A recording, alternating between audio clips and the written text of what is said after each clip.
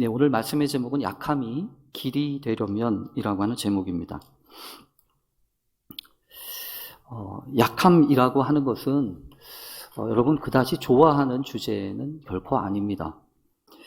아무리 약할 때 강함 되시는 주님이라고 해서 우리가 찬양도 하지만 어쨌든 우리에게는 약하다라고 하는 것은 아직까지 감추고 싶은, 그래서 뭔가 드러내면 부끄러운 것 같은 그런 주제가 바로 약하다라고 하는 것입니다.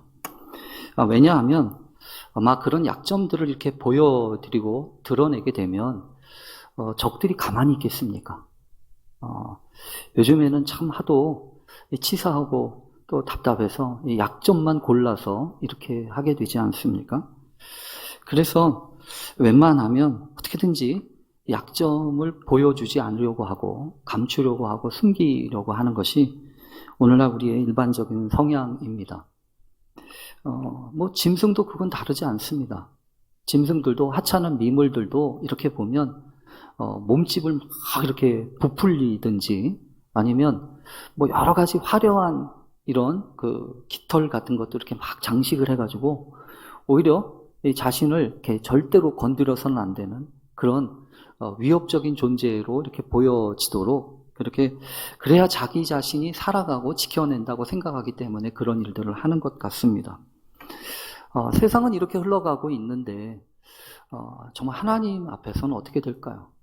여러분, 하나님도 그렇게 약하고 부족하고 모자란 것, 그런 거 별로 대수롭지 않게 여기실까요? 오히려 이 성경을 보면서 알게 되는 것 중에 한 가지가 있는데요. 우리 하나님은 이 약함이라고 하는 것을 최고의 재료로 삼으신다고 하는 것입니다. 그래서 스스로 강한 자라고 여길 때는 오히려 하나님은 그냥 그가 약해질 때까지 그냥 그대로 두시는 경우가 많이 있습니다. 그리고 그뿐만이 아닙니다. 우리들 스스로는요, 이렇게 생각하는지 모르겠어요. 얼마든지 마음만 먹으면 할 수 있고 또 얼마든지 완벽할 수 있는데, 그러니까 어떻게든지 노력하고 수고하고 애써서 우리가 갖춰야 될 것 다 갖추려고 하는 성향이 우리한테는 있습니다. 그래서 여러분 기억하시죠? 어머니 뱃속에서부터 막 다투었던 사람 이야기 있지 않습니까? 에서와 야곱. 마치 에서와 야곱이 어머니 뱃속에서부터, 그러니까 요즘에는요, 전쟁터가 어머니 뱃속에서부터 시작됩니다. 그래서 그 속에서부터 먼저 전쟁터가 시작돼요. 그래서 그런지 모르지만 어떤 방법과 어떤 수단을 다 동원해서라도 어쨌든 강해지려고 하는 것이 일반적인 성향이고, 이제 그런 형식으로 신앙생활을 하다 보니까 여러분 성경에서 어떤 일이 벌어집니까? 아버지를 속여서라도, 형을 속여서라도 머리를 뒤밀고 축복을 받으려고 하는 것이 우리의 일반적인 그런 모습이라는 거죠. 그래서 오늘 이 기도 제목에도 그렇게 썼는데요. 공정하게 싸우고 최선을 다했다면 후회도 없어야 하는 거 아니겠습니까? 그런데 싸우고 난 다음에 늘 이기지 못해서 서운하고, 내가 서고 싶은 그 자리에 저 다른 사람이 섰다고 하는 것 때문에 속이 상하고 분하고, 그러다 보니까 언제부터인가 여러분 그렇게 됐어요. 이겨도 진짜 기쁘지 않고요. 그리고 이 패배해도 이렇게 패배로 안타까워하는 다른 사람들을 돌아보거나 격려할 수 없게 되어버렸습니다. 약함이라고 하는 거에 대해서 낯설기 때문이죠. 그걸 인정하거나 그것을 받아들이거나 그렇게 생각하지 않게 되어버렸다고 하는 것입니다. 그러나 여러분, 우리가 분명히 기억해야 합니다. 우리가 이 땅에 사는 동안 수시로 연약함과 부족함을 경험하지만 하나님은 그 약함까지도 정말로 귀한 자리로 소중하게 사용하시고 또 우리를 빚어오시는 도구로 삼으신다고 하는 것입니다. 그래서 어쩌면 여러분 분명히 그럴 것입니다.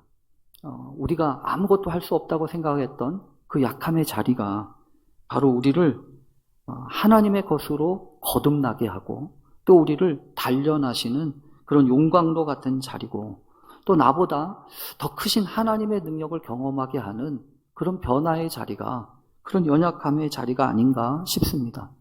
그래서 성경에 보면 그 원리를 발견했던 바울이요, 여러분 이렇게 고백하지 않았습니까? 이 바울의 고백 가운데 보면 고린도 후서 12장 7절에 보면 이렇게 고백한 것이 있습니다. 아마 여러분도 많이 아실 거예요.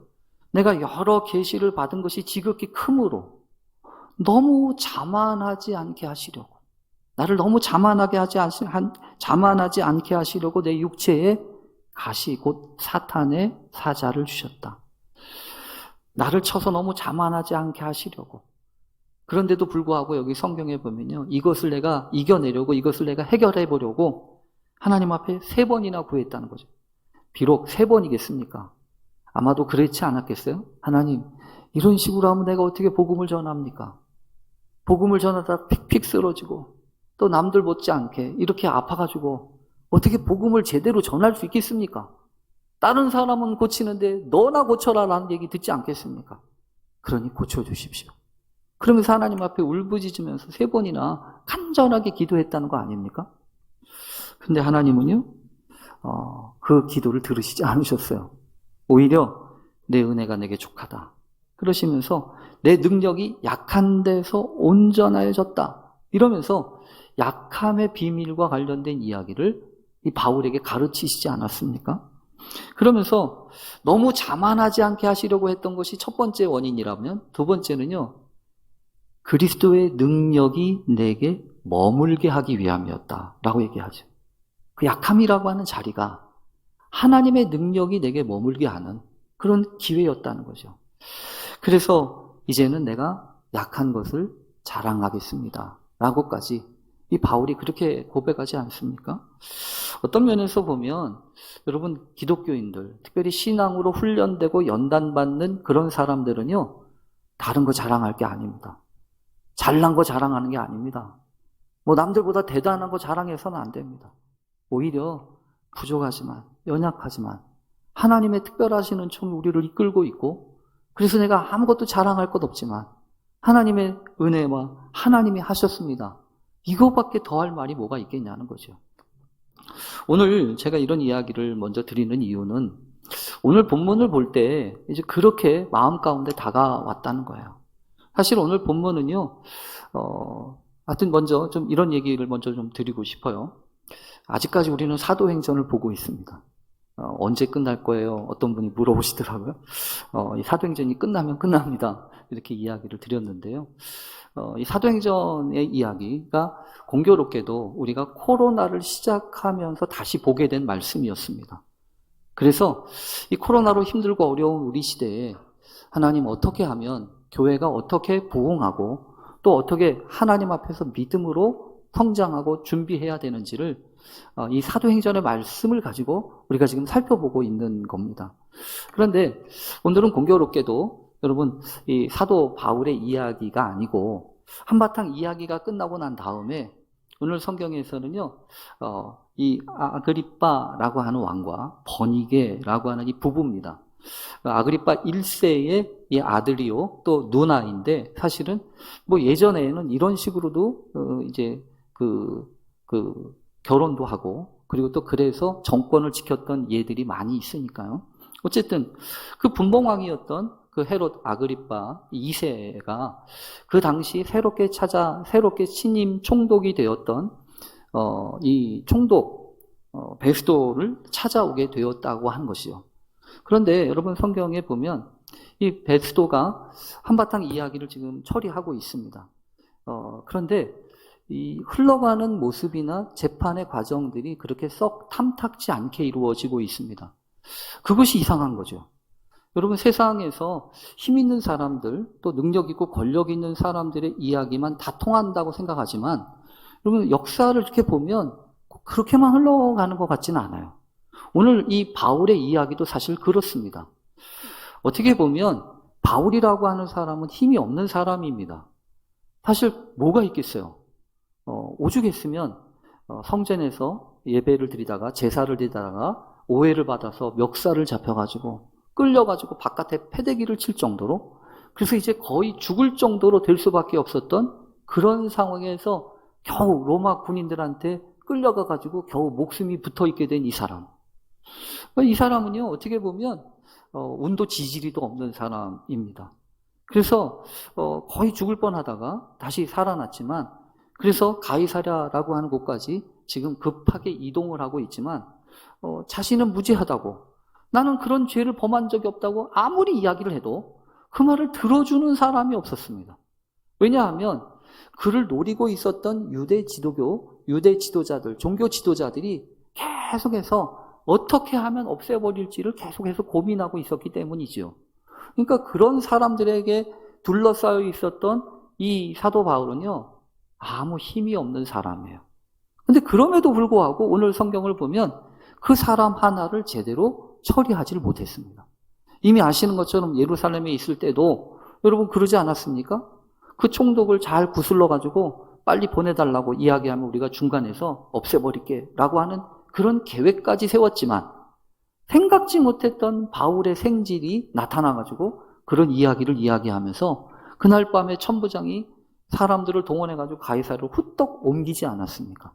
그리고 이 가이사랴까지 그래서 이 유대 지도자들이 찾아와가지고 더둘로라고 하는 변사까지 동원해서 최고의 변사를 통해서 최고의 고발과 소송을 제기했지만 사실은 통하지 않았어요. 왜냐하면 마땅한 근거가 없었거든요. 그래가지고 유야무야 시간이 지나가면서 이러고 있는데 그러다가 결국 베스도라고 하는 사람이 총독이 바뀌면서 다시 재판이 시작되지 않습니까? 그런데도 불구하고 여기 성경에 보면 지난주에 말씀을 드렸죠. 여전히 똑같은 방식으로 이 사람들이 가이사랴는 너무 머니까 예루살렘으로 우리를 좀 데려다 주시오. 여기서 재판을 합시다. 처음 부임을 해서 인사를 온 그 신임 총독에게 유대의 지도자들은 그만큼 요구할 수 있는 힘이 있었다는 거죠. 그걸 받아줘야 이제 앞으로 우리가 잘 지낼 거 아니야? 이렇게 이야기할 정도였다는 겁니다. 근데 여러분 성경에 보면 베스도가요 그렇게 호락호락하지 않습니다. 아니 베스도가 호락호락한 게 아니고 세상이 그렇게 호락호락하지 않습니다. 베스도가 뭐라고 얘기하냐면 당신들이 아무리 그렇게 정죄해달라고 죄가 있다고 인정해달라고 이야기를 한다고 할지라도 로마의 법에 따르면 그렇게 할 수 없는 거 아니에요. 여러분 그러면서 그러지 말고 내가 돌아가면 재판을 다시 열 테니 당신들이 다시 소송을 준비해서 다시 얘기하시오. 이렇게 이야기를 했다는 거예요. 그러니까 여러분 성경에 보면 오늘의 사건을 보면 세상 일이라고 하는 게 힘이 있다고 능력이 있다고 자기 마음대로 주물러 대는 게 아니라는 것을 알게 돼요. 그러면서 오늘 성경에 보면 있잖아요. 그런 일이 벌어지고 난 다음에 이 아그리빠가 와가지고 이런저런 이야기를 하는데 그제서야 비로소 이 베스도가 아그리빠 그 분봉 왕에게 자신의 속 이야기를 합니다. 뭐라고 속 이야기를 하냐면 여러분 오늘 성경에 보면 이렇게 시작되잖아요. 베스도가 바울의 일로 왕에게 고하여 이르되 벨릭스가 한 사람을 구류하여 두었는데 벨릭스는 전임 총독입니다. 글쎄 전임 총독이 한 사람을 붙잡아 뒀는데 예루살렘에 있었던 유대인들이 자꾸만 이 사람을 고소해서 정죄하려고 합니다. 근데 내가 아니 로마의 법에 이렇게 안 됩니다 라고 이야기해서 이야기를 했는데 그래서 결국 예루살렘에 있던 사람들을 데리고 와서 재판을 했지만 쓸데없이 이런저런 이야기를 많이 하기는 했는데 내가 짐작하던 것과 같은 악행의 혐의는 하나도 제시하지 않았어요. 그러면서 이거 어떻게 하면 좋습니까? 라고 한 얘기를 하잖아요. 그래서 오늘 성경에 보면요 참 딱한 것들이 여러 사람이 있어요. 어떤 사람이 딱하냐 하면 우선 유대교에 힘이 있다고 생각하는 종교 지도자들이 딱합니다. 힘은 있지만 그 힘대로 이루어지지 않는 상황을 보면서 딱해요. 두 번째는 베스도예요. 이 베스도도 아시는 것처럼 자리에 올라 있지만 총독의 자리에 올라 있지만 이 문제 하나를 해결하지 못해서 답답한 거예요. 얼마나 답답하냐면 이렇게 이야기합니다. 내가 이 일에 대하여 어떻게 심리하는지 몰라서. 이 원어를 잘 살펴보면요 당황스럽다는 거예요. 내가 도대체 이거를 어떻게 판단해야 될지 몰라서 당황스럽습니다 라고 한 얘기입니다. 그러면 여러분 어떻게 생각하십니까? 모르니까 아무래도 그 종교적인 내용이니까 그런 걸 모르니까 제대로 판단하기가 어렵지라고 생각하십니까? 그러면 거꾸로 잘 알면 잘 판단할 수 있을까요? 아니요, 정반대입니다. 그럼 오늘 성경에 보면 그 전임 총독이었던 벨릭스는 여러분 성경에 따르면 이렇게 표현하고 있습니다. 24장 22절에 보면 벨릭스는 이 도에 관한 것을 더 자세히 아는 거로. 왜냐하면 잘 알고 있었다는 얘기예요. 벨릭스의 부인이 드루실라라고 하는 유대 여자였거든요. 그러니까 훨씬 더 잘 알고 있었다라고 하는 표현입니다. 근데 그럼에도 불구하고 쉽게 결정을 못 내립니다. 그러니까 여러분 오늘 우리가 이 말씀을 보면서 마음 가운데 한 가지 중요한 생각을 하나 하게 돼요. 뭐냐면 알면은 잘 알 수 있고 모르면 잘 모르나? 여러분 절대로 그렇지 않습니다. 그런 말도 있잖아요. 아는 게 힘이라고 하는 말도 있지만 아는 게 병이라고도 하잖아요. 그러니까 이것이 어떻게 작용할지는 몰라요. 오히려 있지요. 하나님의 역사를 이렇게 잘 보면 아는 것과는 전혀 상관없이 이루어지는 때가 더 많습니다. 그래서 제가 말씀을 보면서 이런 생각이 들었어요. 성경에 보면 이런 이야기가 있죠. 여러분 아시는 것처럼 그 성경에 그 마리아에게 수태고지했던 사건이 있지 않습니까? 그래서 이 누가복음 1장에 보면 마리아에게 여자여 내게 하나님이 함께 하시도다 이러면서 은혜 입은 여자여 이러면서 내게 아들이 있을 거야 라고 한 얘기를 하죠. 그때 이 마리아가 깜짝 놀랍니다. 그러면서 하는 말이 이 말이에요. 마리아가 천사에게 말하되 나는 남자를 알지 못하니 어찌 이 일이 있으리까? 난 남자를 몰라요. 물론 여기서 안다라고 하는 것은 성적인 관계를 통칭하는 언어일 수도 있습니다. 그러나 어쨌든 지금 이 마리아의 말은 그런 거 아니에요? 나 몰라요 이거예요. 나 모르는데 어떻게 이런 일이 일어날 수 있어요? 라고 하는 얘기죠. 근데 여러분 성경에 보면 이러잖아요. 성령이 내게 임하시고 지극히 높으신 이의 능력이 너를 덮으시리니 지극히 높으신 이의 능력이 너를 덮으시리니 그러면 내게 하나님의 모든 말씀은 능하지 못하심이 없느니라. 그렇잖아요. 내가 알고 모르느냐가 문제가 아니고요. 지극히 높으신 이의 능력이 그에게 임하시면 얼마든지 이런 놀라운 역사의 주인공이 될 수 있다고 하는 겁니다. 그러면서 여러분 전혀 상반되게 이 사람보다 6개월 전에 있었던 이 사가랴의 이야기가 이 성경에 있습니다. 뭐라고 하냐면요. 사가랴에게 천사가 나타나서 내 아내에게 아이가 있을 거야. 똑같은 식의 이야기를 하죠. 그런데 오히려 사가랴는 천사한테 이렇게 대답합니다. 뭐라고 대답하냐면 내가 이것을 어떻게 알리요? 내가 늙고 아내도 나이가 많습니다. 안 된다는 거죠. 내가 아는 건 요건데 하나님이 말씀하시는 거는 내가 아는 거하고 다릅니다. 이런 얘기 아니에요? 여러분 그렇습니다. 때때로 있잖아요. 우리가 아는 것과 하나님이 하시려고 하는 것은 맞지 않습니다.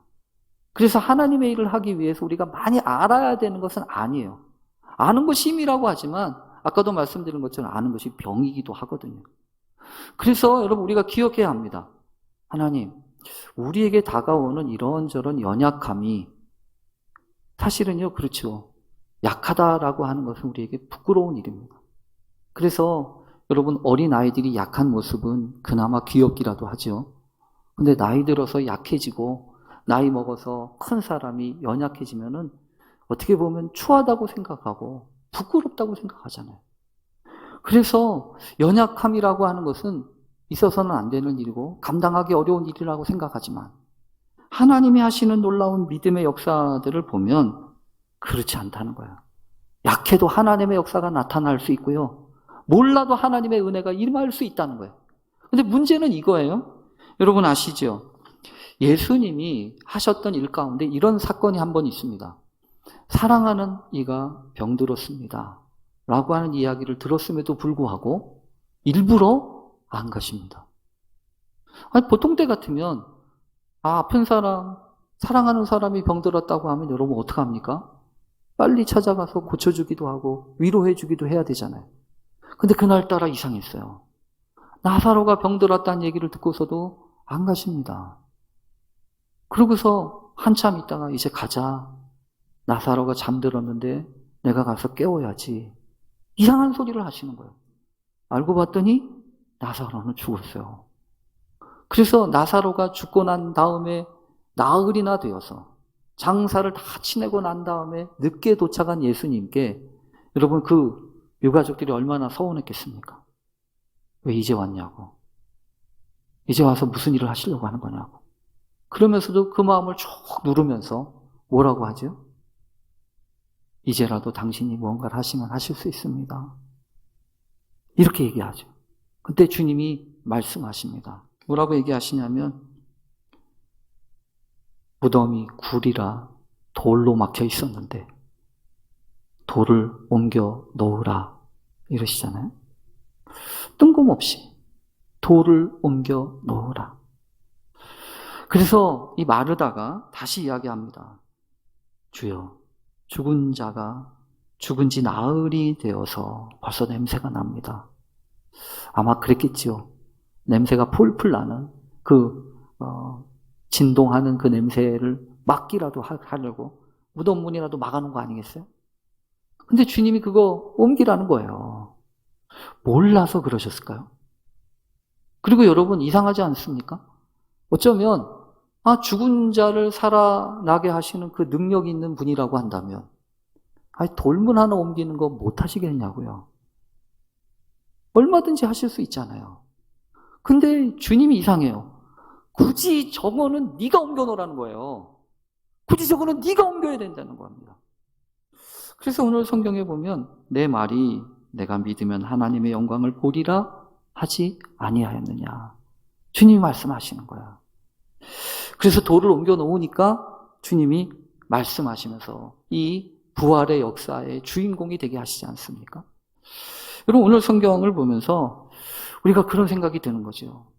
더군다나 요즘 이제 코로나가 이제 뭐 어떤 식이 됐든 이제 정리가 되고 있고 또 앞으로도 이렇게 가고 있는데 앞으로 어떤 길이 열릴지 여러분 생각이 되십니까? 그동안에 우리가 신앙생활을 해왔던 패턴이 있고 또 그런 신앙의 패턴을 우리가 계속하기를 원하지만 이전으로 돌아갈 수 없는 것처럼 우리의 신앙도 옛날처럼 할 수 없는 그런 일들이 오지 않겠습니까? 그렇다면 우리에게는 고민이 되는 거죠. 어떻게 하면 좋겠나? 어떻게 해야 내 신앙을 지킬 수 있고 마지막까지 이 신앙의 유지를 위하여 하나님 앞에 기도하면서 나아갈 수 있을 것인가? 근데 그때마다 걸리고 걱정되는 게 있는데 다른 게 아니에요. 약함이라는 겁니다. 나의 연약함이 내 발목을 잡고요. 생각만 하고 이렇게 마음이 있으면 괜찮은데 그게 툭툭 튀어올라서 때로는 감정이, 때로는 여러 가지 인간의 생각과 여러 가지 실수들이 나의 발목을 잡고 있다는 거예요. 물론 여러분 분명히 그런 부분들이 있어요. 하나님의 말씀 가운데 없던 걸로 치고 이런 적은 없습니다. 오히려 그 연약함을 가지고 부지런히 하나님 앞에 기도하고 탄식하면서 하나님 앞에 나아가야 할 부분이 분명히 있습니다. 그러나 여러분 우리가 먼저 기억해야 될 것은 이거예요.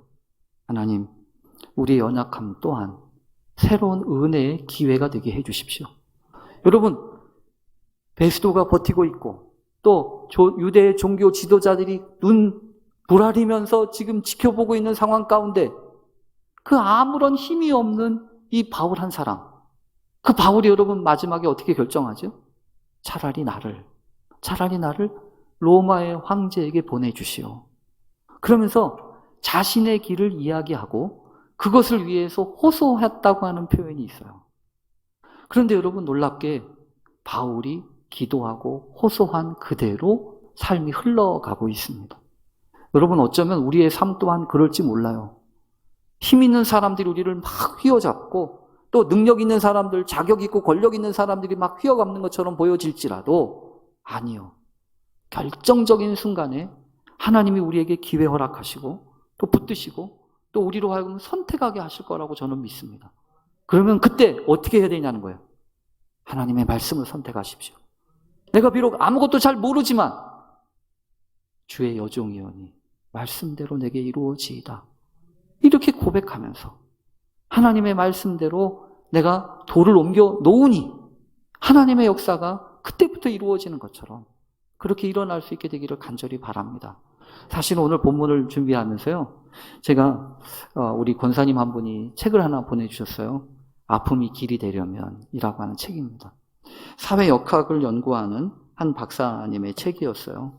근데 이 책을 보면서 이런 생각이 들었습니다.